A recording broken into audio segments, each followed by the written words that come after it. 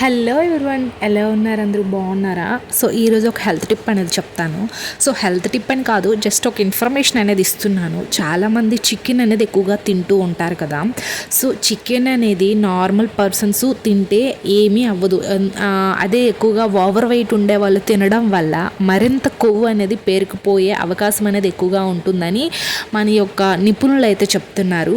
కాబట్టి మనకి ఇందులో ఎక్కువగా చికెన్లో ఎక్కువగా ప్రోటీన్ అనేది ఎక్కువగా ఉంటుంది. ఆ ప్రోటీన్ అనేది ఎక్కువగా బరువు పెరిగేలా చేస్తుంది. కాబట్టి ఆ బరువుగా ఎక్కువగా ఉండేవాళ్ళు, వెయిట్ గెయిన్ ఎక్కువగా ఉండేవాళ్ళు చికెన్ అవాయిడ్ చేస్తే బెటరు. ఎందుకంటే ఇందులో ఎక్కువగా ప్రోటీన్ ఉండి ఎక్కువగా అధికంగా కొవ్వు ఏర్పడేలా చేస్తుంది. సో మనకి దానివల్ల ఏంటంటే ఎక్కువగా ఫ్యాట్ అనేది బాడీలో పేరుకొని పోతుంది.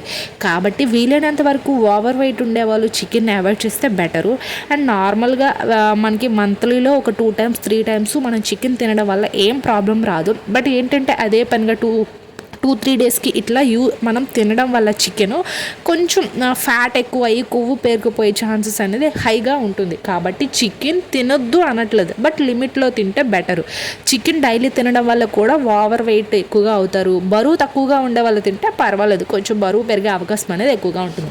సో ఐ హోప్ ఈ వీడియోకు మీకు ఇన్ఫర్మేటివ్గా ఉంటే లైక్ చేసి, షేర్ చేసి, సబ్స్క్రైబ్ కూడా చేసుకోండి. ఇలాంటి డైలీ హెల్త్ టిప్స్ కోసం, వంటింటి చిట్కాల కోసం అండ్ అందం ఇలాంటివి ఏవైనా సరే మన ఛానల్లో చిన్న చిన్న టిప్స్ అనేది షేర్ చేస్తూ ఉంటాను. నాకు తెలిసినవి మీకు యూజ్ అయ్యేలా ఉంటాయి. ఖచ్చితంగా సబ్స్క్రైబ్ చేసుకోండి. Thanks for watching this video.